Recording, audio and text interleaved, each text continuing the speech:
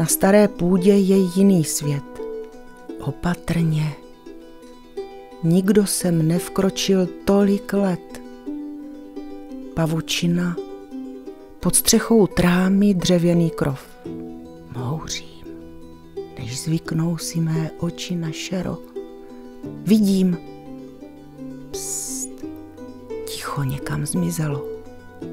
Za zdí ve škvírách schovaní jsou. Slyším vrzání, šramot, pískání. Kdo je to? Pohyb. Křídla neslyším, ale dobře o nich vím.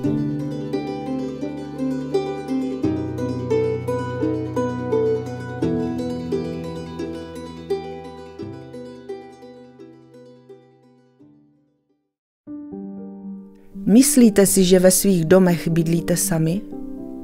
Zkuste zapomenout na práci, povinnosti a každodenní stres. Vyjděte ven a jen tak se podívejte na váš dům. Sledujte, co se děje. Sledujte pohyb.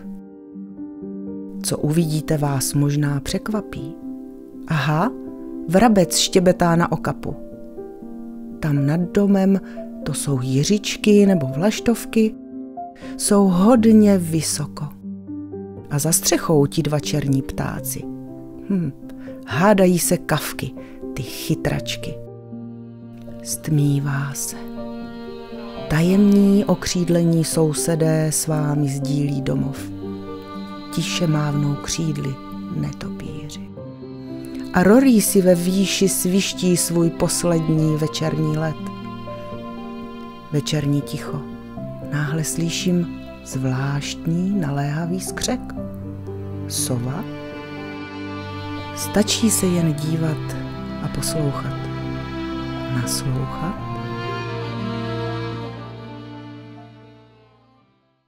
Rorísí hvízdání patří neodmyslitelně k létu. Jejich akrobatické kousky na nebi jsou neuvěřitelné. Jsou dokonce přizpůsobeni k životu ve vzduchu.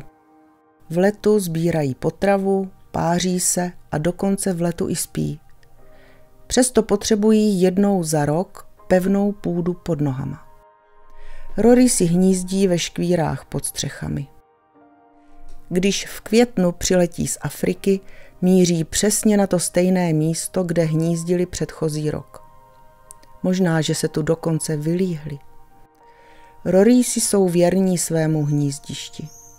Jak smutné a tragické potom je, když lidé své domy opraví, zateplí fasády a nemyslí přitom na Roríse, kteří tu také bydlí. Rorísům pak může trvat i několik let, než najdou nové hnízdiště. Pokud opravujete dům, nechejte Rorísům vletové otvory. Ventilační mezery také pomáhají lépe odvětrávat půdu. Hnízda bývají kousek za otvorem. Jsou malá ve tvaru misky. Rorísi mívají většinou 2 mláďata. Pokud o ně nebo o vejce přijdou, v sezóně podruhé většinou už nestihnou zahnízdit. Každoročně zmizí několik tisíc hnízdišť, která nejsou nijak nahrazována. Rory se můžeme proto podpořit i speciální budkou, která se připevní na fasádu a ptáky láká k zahnízdění. Vytvoření nových hnízdních příležitostí je vlastně jakousi formou adopce rorísích bezdomovců. Není v silách ornitologů registrovat všechna hnízdiště. Pomoci ale můžete vy svým pozorováním a zapisováním hnízdních lokalit.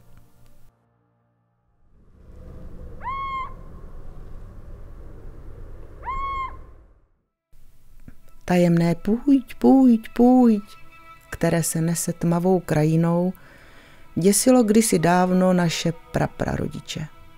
Psíček obecný je velice zvědavá sova. Láká ho světlo, kde loví hmyz, a proto byl vždy poblíž stavení. Lidé tak věřili pověrám, že láká svým houkáním a přítomností do světa mrtvých. Dnes bychom na síčkovo houkání čekali marně. Z nejběžnějších sov z dob našich prababiček se síčková populace zmenšila na pouhých 100 párů. Jak je to možné? Na vině je intenzivní zemědělství. Ptáci potřebují mozaikovitou krajinu, plnou menších políček, remízků, polních cest a luk. Tam, kde jsou obrovské lány kukuřice, pšenice nebo řepky, není na další život místo.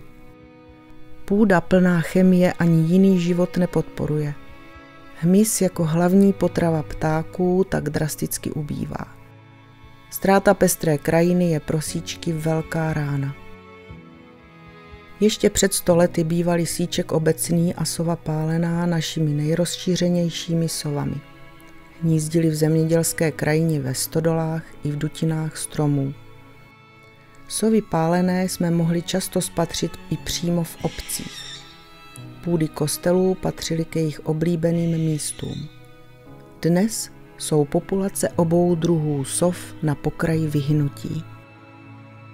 Síček obecný a sova pálená jsou v současnosti výhradně vázáni na zemědělské budovy, které jim poskytují místa vhodná pro hnízdění a zároveň leží nedaleko pastvin, kde sovy loví potravu.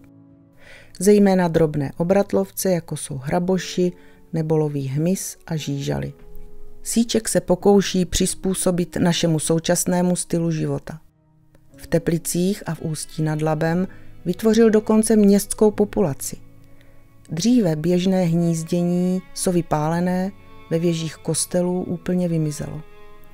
Lidé otvory a okénka zahradili, aby zamezili přístupu holubům, ale zároveň o svá místa přišly i sovy. Velkým problémem jsou technické pasti. Komíny, sudy s dešťovou vodou, bazény nebo i okapy jsou pro sovy smrtící pastí. Ptáci v nich uvíznou a z komínů nebo bazénů se už nedostanou ven. Často tak zbytečně uhynou. Přitom stačí tyto pasti jednoduše zakrýt pletivem, do bazénů a větších nádrží dát speciální plovák nebo umístit pletivový žebřík. Nejen sovy vám budou vděčné, v bazénech se zbytečně topí hmyz, obojživelníci i menší savci. Města nejsou propadavky. Skvělým příkladem přizpůsobení se na moderní život člověka jsou krkavcovití ptáci. Naučili se ve městech perfektně využívat potravní zdroje, odpadky. I když tato potrava není po výživové stránce ideální, je snadno dostupná. A kde je dostatek potravy a možnosti k hnízdění, tam vyvedou víc mláďat. Kavky jsou jedním z nejzajímavějších druhů, které můžeme v betonové džungli měst pozorovat. A právě ve městech se může naplno rozvinout jejich hravost, přizpůsobivost, schopnost učení a řešení problémů. Kavky začaly v blízkosti lidí žít docela nedávno. Své původní hnízdiště v dutinách stromů začaly nahrazovat podobnými místy ve městech. Jsou známé například hnízděním ve starých komínech, kde žijí několik generací, najdeme je v historické zástavbě, průmyslových stavbách i tradičně v dutinách starých stromů v městských parcích. Velmi zajímavé je ale hnízdění v bytových domech. Kavky využily práce někoho jiného, většinou strakapoudů, a zahnízdili ve vyklovaných dutinách v zateplení. Největším nebezpečím a smrtící pastí jsou pro tyto ptáky rekonstrukce fasád. Vletové otvory i dutiny mohou být i z mláďaty zazděny. Kavky mají vyvinutou emoční inteligenci a po ztrátě mláďat rodiče velmi truchlí. Kromě kavek jsou ohroženy zazděním další druhy ptáků nebo netopírů. Hejna společenských a užvaněných kavek mohou lidem lézt na nervy, ale je potřeba vždy pamatovat na 2 pravidla. Za prvé, ptáci se nedají účinně dlouhodobě plašit. Za druhé, u řešení jakéhokoliv problému s krkavcovitými ptáky proti nám stojí srovnatelná inteligence, která umí navíc létat. Naše obydlí si oblíbilo mnoho druhů zvířat. Kromě ptáků se můžeme jak ve vesnicích, tak i ve velkých městech setkat také s netopíry. V Česku žije 27 druhů letounů a z toho 19 druhů pravidelně využívá úkryty v budovách. U netopýrů rozlišujeme 2 skupiny. Druhy prostorové dříve obývaly jeskyní prostory. Dnes mají letní sídla na půdách velkých budov, jako jsou hrady, zámky, kostely nebo i školy. Kolonie matek s mláďaty tu volně visí na trámech a snadno jejich přítomnost odhalíme. Druhá skupina netopýrů využívá v budovách různé škvíry a mezery. V domech a chatách to mohou být štěrbiny pod střešní krytinou nebo za dřevěným obložením a za okenicemi. Někteří štěrbinoví netopýři si ale oblíbili vyšší stavby, zejména panelové domy. Ukrývají se v dutinách za větracími otvory do podstřeší, ale mohou sídlit také ve spárách mezi panely. Pokud jde o menší kolonii, lidé si jich vůbec nemusí všimnout. Od dubna do srpna žijí samice ve skupinách v letních koloniích. Ve společném úkrytu porodí a odchovají mláďata. Když mláďata dorostou a osamostatní se, netopýři se většinou stěhují do jiných skrýší. Zimní spánek tráví v podzemí. U štěrbinových netopýrů je situace složitější, zejména v panelových domech, velmi často i zimují. V době odchovu mláďat, ale také při zimování jsou netopýři nejzranitelnější. Jakékoliv rušení nebo zásah do úkrytu v této době může mít fatální důsledky. Velkým nebezpečím pro netopýry jsou opravy střech a půdních prostorů, zateplování panelových domů a další rekonstrukce budov. Důležité je stavbu vhodně načasovat a pokusit se zachovat úkryt netopýrů, případně poskytnout náhradní úkryt v podobě budek. Asi největší pomocí pro netopýry je tolerance majitelů a správců budov, ve kterých si létající savci našli úkryt. Někdy sice může výskyt netopýrů působit určité nesnáze, zejména ve větší kolonii mohou být netopýři hluční, může vznikat problém s hromaděním trusu a podobně. Tyto situace se však většinou dají docela dobře řešit. Pomoci netopýrům můžeme ale i na vlastní zahradě.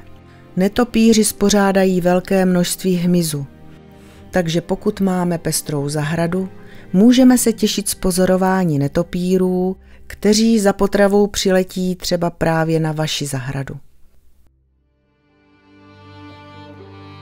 Naši předkové si blízkosti ptáků vážili. Hnízdění vlaštovek nebo čápů na svých domech považovali za symbol štěstí. Co kdybychom zkusili nemyslet jen na vlastní prospěch a pohodlí? Zkusíme opět navázat stará přátelství s ptačími sousedy? Přírodě stačí jen pootevřít dveře.